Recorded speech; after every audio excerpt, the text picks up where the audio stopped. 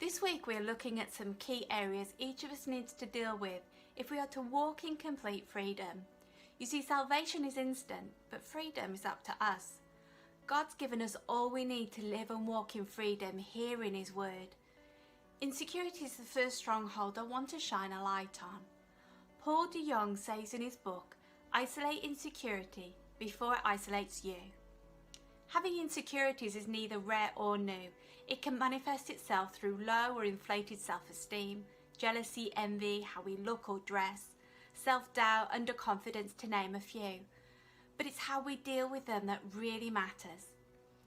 Insecurity is an extremely subtle brand of fear and a hidden weapon that the enemy uses in our internal world to bind, limit, and stifle our ability to thrive in our God-given destiny.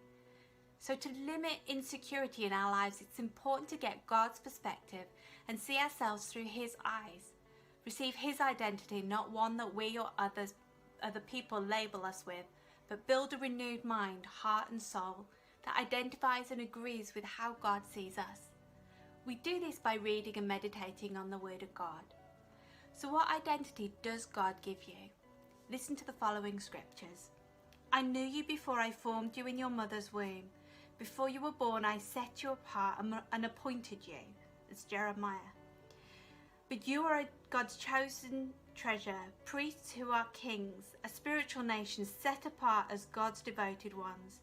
He called you out of darkness to experience His marvelous light, and now He claims you as His very own. He did this so that you would broadcast His glorious wonders throughout the world." That's 1 Peter 2. "Look with wonder at the depths of the Father's marvelous love that He has lavished on us. He has called us and made us His very own beloved children." The Word of God is powerful. It's truth and life. But you have to believe it and receive it if you're going to conquer insecurity.